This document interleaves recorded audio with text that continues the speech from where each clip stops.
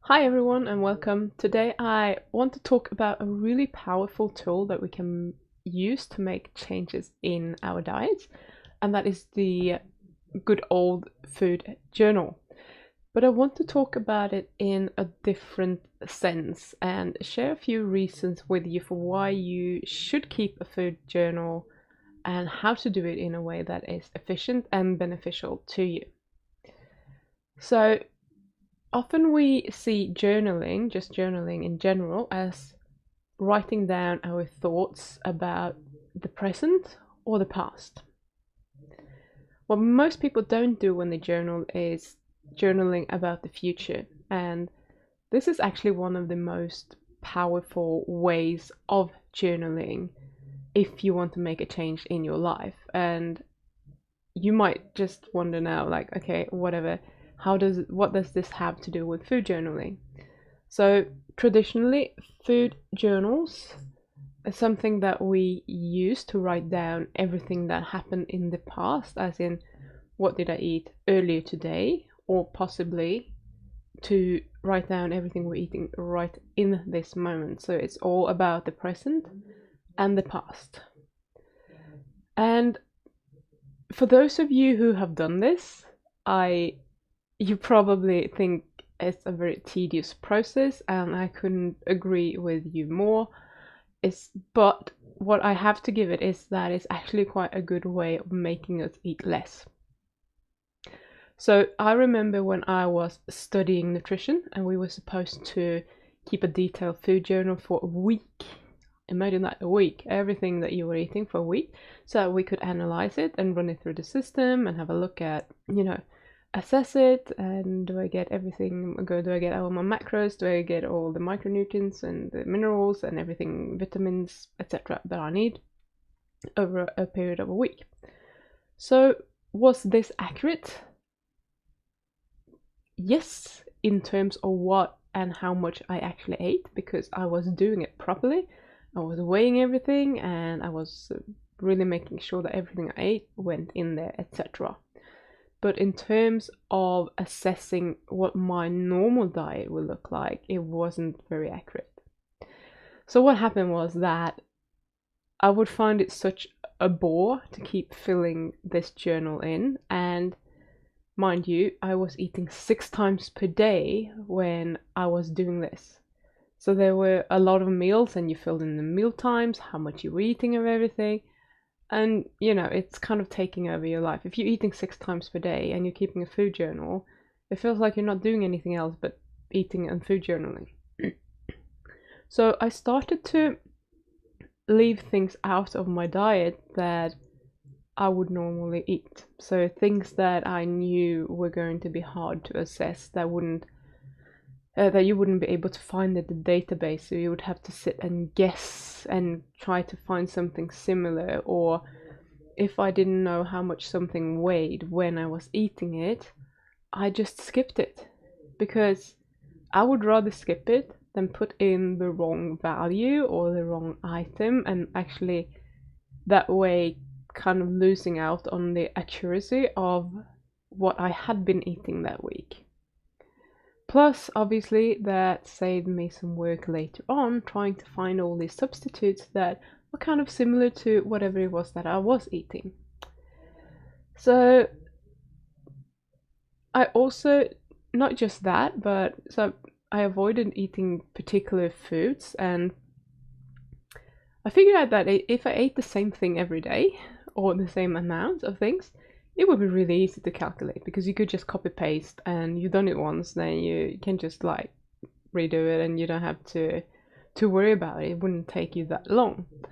So my variety wasn't great. Rather than having, at the time I did eat carbohydrates, this was such a long time ago, so rather than having rice, pasta, vegetables, potatoes, which I actually didn't eat anyway because I never really liked them, some other sort of starch. So rather than having the variety, I can't remember exactly what I did, but I was most likely just eating like rice and pasta maybe, or something, keeping it to one or two things, because I can remember that I was repeating. I can't remember exactly what I was eating, but I can remember that I made this batch cooking and I kind of put them in food boxes and I made sure that it all weighed equally much so that I could just use one of those as a template for when I sorted this out. So rather than eating for my current satiety or based on, how hungry or my energy requirements, which were different obviously from day to day, because some days I went to the gym, some days I didn't, some days I was at uni long hours, etc. So I ended up eating a lot less food in general, I think, and a lot less sweets, because although the database had lots of chocolate, it might not have had that specific chocolate or that kind of licorice that I ate or whatever, and it just made it so impossible for me to get an accurate result that I just left it out because I could not be bothered. So I don't know about you, but if you're anything like me and if you were using, let's say, MyFitnessPal or something else online where you can fill in your food, you may be doing something similar to that. And for as long as you record your food, you're actively thinking about what you're eating, and you're being a lot more conscious about it. And this is a good thing. But I bet as soon as you lose control in some way, and it's too much trouble to put it in, you will just skip that day. So if you are going off rails and you're having ice cream and then you drink a bottle of soda, a large one, and then you have some donuts and then you have pizza, and you're going to be like, oh my god, I don't even want to know how many calories and how many grams of sugars or whatever I have been eating. Most people, including me, would probably just like, nah, I'll skip that day and I get back on track tomorrow. So we kind of sweep it under the carpet and kind of forget about it, because if we were to put that in, that would just destroy your average over the week, and it would look really bad and would make you feel really bad. And it's not actually, to be honest, accurate of what you are eating on an average day, because this was one pig out. So we have all these excuses, and good or not, but most people probably wouldn't be bothered. We're too ashamed even for ourselves. So it's a hassle, and I know it. So that's why I want to introduce a different kind of way of food journaling. And it's much more efficient and it's much more simple to do, and I'm calling it reverse food journaling. So if Frank Tufano were to ever use the words reverse food journaling, just remember where you saw it first, because I just made this shit up on the spot right now. Okay? So in the evening, before you go to bed, sit down for 10 minutes, maybe 5 minutes, it doesn't have to take long at all, and decide what you're going to eat tomorrow. And this can be made extremely simple. It could just be in terms of what types of foods you're going to eat. But if you're having any trouble staying on your diet, etc., I would recommend that you try to make it as detailed as possible. So roughly, how many meals are you going to eat? Roughly what time are you going to eat those meals? And what do they consist of? So if you are eating something that you know that this is not ideal for me, let's say you're going to have rice with something, and you're like, I really shouldn't be eating rice, then decide beforehand how much rice can you afford to eat, and stick to that. And put everything in. If you're going to have a cheat, put it in, but as I'm always saying, plan it ahead of time, and that is exactly what you're doing. You put it in, you know what time you're gonna eat it, and you know how much of it you're gonna eat. So that is really, really simple. This is all you have to do, and then the next day, you just, if you want to put it in an app, you can put that in an app even the evening before you're eating it, and then following whatever it says that you have actually recorded. Just eat it. That is what you're going to eat. And that's really, really simple. Then you can analyze your macros or your micronutrients or whatever you want to do with it if you want to. You don't have to do that, but some people like doing that, and then that's fine. So when we decide what we're going to eat the day before and we stick to it, remember, you need to stick to it as well, a few things happen. So number one, we teach ourselves to be in control and take responsibility for our results. So we are letting our prefrontal cortex, the planning part of the brain, the part of the brain that can anticipate future reward, to be in control of what we're doing. Okay? And that is a really, really good thing, because we often want to be really unconscious, and that is a way of conserving energy. Because if we can put something on autopilot and we just eat on autopilot, then we're saving energy and we don't have to think about it. We can use our brain energy for something else. Secondly, we limit the amount of decisions that we need to make the next day, and this is huge. When we do this, we're taking away the willpower factor. We don't need any willpower to stay on our diet, because we can just follow the plan. We don't have to think about it. Super simple, super easy. If you have decided that and you are definitely sticking with it, there is no discussion about whether you should or you shouldn't. You just do it. You already know it. Number 3, you always know whether you are on track with your diet or not. So if you're always sticking to it, you're the one who is in 100% control, because when you're planning it, you're using your prefrontal cortex, you're using your planning part of the brain, and you can sit down and you can assess that whatever you are writing down, is this what I want to eat to reach my goal, to achieve whatever it is that I want to achieve? And you can do it in a very rational and intelligent way. And then if you follow it, that's the results that you're going to get. And number 4, we become a lot more productive and motivated, because we have more energy left over for other more important tasks. And that might not sound like, you're like, okay, what does this have to do with a diet? But that is a really good thing, and I'm going to talk a little bit more about it very soon. And it will allow you to go so much further in your life in whatever direction you want to go. So let's just have a little look at these one at a time. So when we plan ahead and we follow our plan, we exercise. I want to say exercise, we're practicing using the part of the brain that makes the rational decisions. So if this part of the brain does all the planning for how we're going to stop eating sugar or processed foods, and how we're going to become healthier, or how we're going to lose weight, or by following an exercise routine or whatever it is, it's also the part of the brain that can anticipate the reward that you will get in the future. So when you start doing this, and if you can stick to it, you will get small rewards pretty much every day, because you will start seeing little wins along the way, and that will just reinforce your conscious mind and your planning part of the brain to continue doing what you're doing, because now you can't just anticipate the rewards, you're actually getting them along the way. So if this is the part of the brain that is always in control, it will be so easy for you to continue to be in control and do this diet that you want, whatever it is.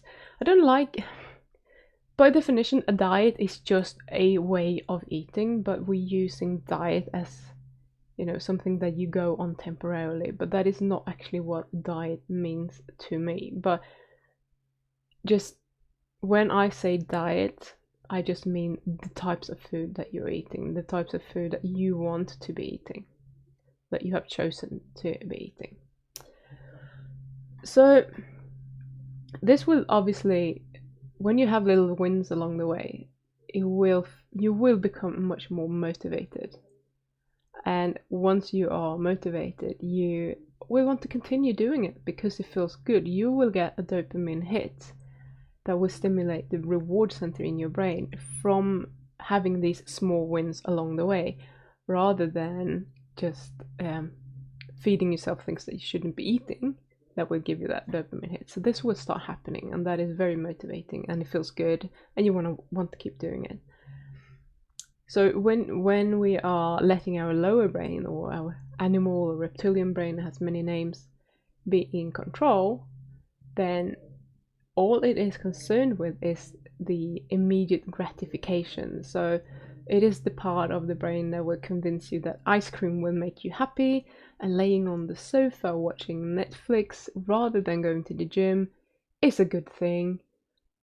And believe me, that part of the brain is really, really good at verbalizing these justifications. So when those thoughts are coming up that, oh, I've had such a hard day, I really should just relax. It's probably much better for me to relax today than go to the gym. You know that that is not your rational part of the brain that is talking. That is your reptilian brain. Okay. So next we limit our decisions and therefore the need for willpower. So it's not by chance that most people binge in the evenings.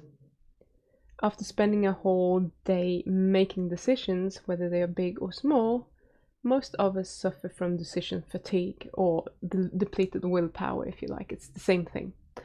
So we don't want to make any more decisions. We don't want to have to think about what to eat for dinner. We don't want, even less, we want to cook whatever we are supposed to be eating for dinner, because just cooking it requires some sort of willpower and then making decisions about how long should I cook it for. And we need to use our brain.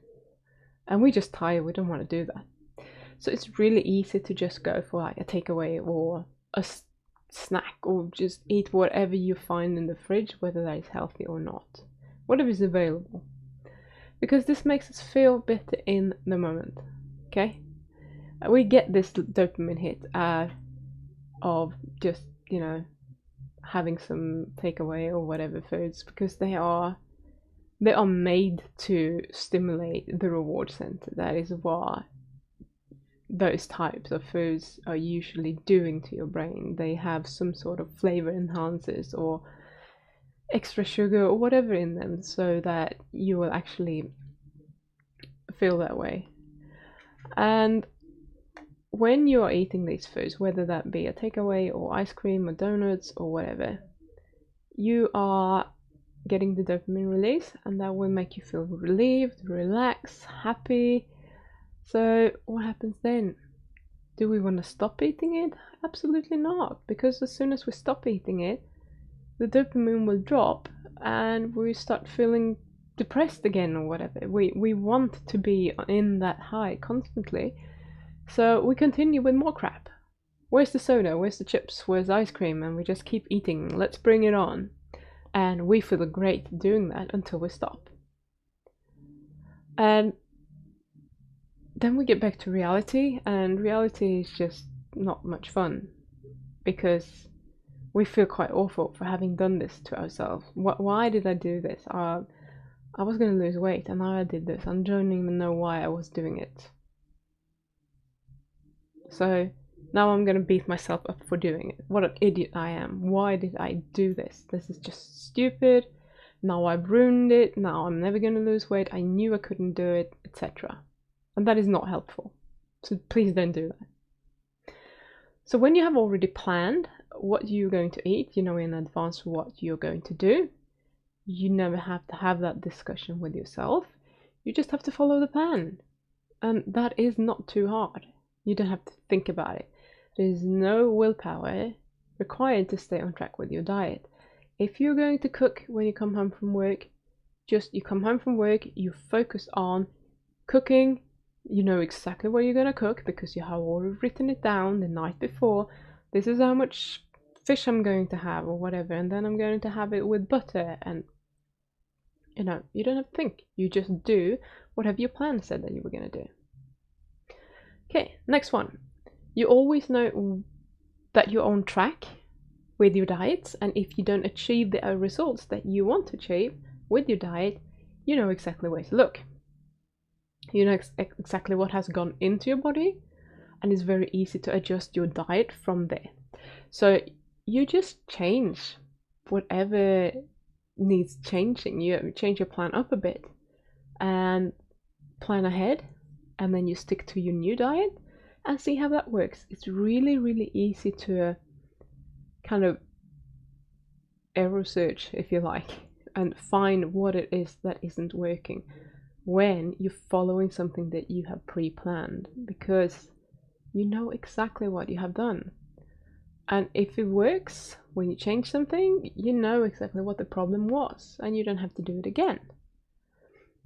And nothing is ever being omitted from the plan. If you, for example, are planning on eating a certain amount of something and then you're eating less or you don't eat it, you can go back and just cross it out.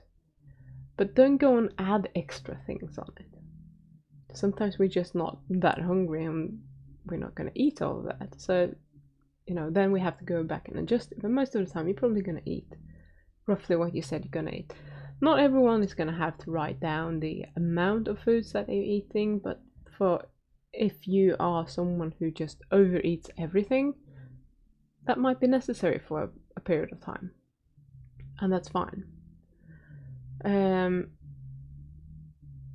So lastly, what I was talking about with that you feel more motivated and you become more productive because you have more energy left over is actually quite a big thing, at least for me. So whenever you are eliminating something that requires decisions and willpower from your life, you do free up a lot of brain space. So it makes eating on plan feel like a breeze, really. You will most likely feel like proud of your capability of sticking to your plan, and that on its own will make you feel more motivated. And you're going to start to live and act the way that you want to, the way that your planning part of the brain wants you to live your life. So you're going to start live it more deliberately in the way that you want to actually live your life. And this is a really, really good stuff. So when you start getting the results, you will feel even more motivated. And even if you would stagnate somewhere down the road with whatever that might be, if it's weight loss or whatever, usually if you have no clue what you have been eating, you will probably just feel demotivated and think this isn't working and you're just going to quit, and you think that maybe you've been eating exactly what you thought that you were supposed to be eating, but in reality you haven't, because there have been a lot of cheats or you have been overeating a lot, etc. But now you know exactly what you've been eating, so rather than seeing it as a total failure, it's so easy to just, again, go back, have a look, what isn't working and what can I change? And it's much easier to approach it with curiosity, which will always get you the results in the end.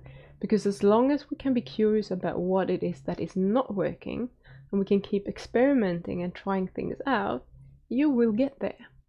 Might not be a straight line, but to be honest, nothing in life is a straight line. We don't go from here to success up there and everything is just rainbows and unicorns along the whole way. Literally, you going up and down and up and down and round and all over the place before you reach your goal. And that is for everything in your life, not just with your diet. So you can also hopefully, now when you see that you start living and acting the way that you preferably would want to act, you can often feel really empowered, and you feel, because it fits in with this new person that you're becoming, everything feels so much more exciting and doable than it did before. So you may become more present in your life in general just by doing these things and with other people in your life, and start living your whole life with much greater intent, rather than just the part that you actually started with was to actually be conscious of what you're eating and eating with intent and a purpose, and your food is there to nourish you and not to entertain you. So there's so many benefits that you can get from making small but very effective changes in your life, and it can start with just a small food journal that you spend 5-10 minutes on making every evening. And I'm sure every single one watching this video can actually get 5-10 minutes put together before bed to do this. It's not a lot of time. And if you are on YouTube watching this video, for example, you have time on your hands that you could be spending better. Because we spend a lot of time on social media, on our phones, everywhere, doing things that are really not actually moving our lives in the direction that we want to go. It's more just entertaining ourselves and, you know, keeping our brains busy, giving ourselves a bit of a dopamine hit. So when you start getting this snowball effect, when things are starting, you know, moving in the right direction, so many things in your life are going to hop on to that snowball, and life is actually pretty good. I'm not saying everything is good. You will still have bad days. Things will be crap every now and then. You might have a day where you are going to cheat even though you plan on not doing it. No huge drama. But in those cases, write it down. Be conscious about it. Make sure that you take notes, that you know what happened, why did it happen, what did I eat, how much did I eat.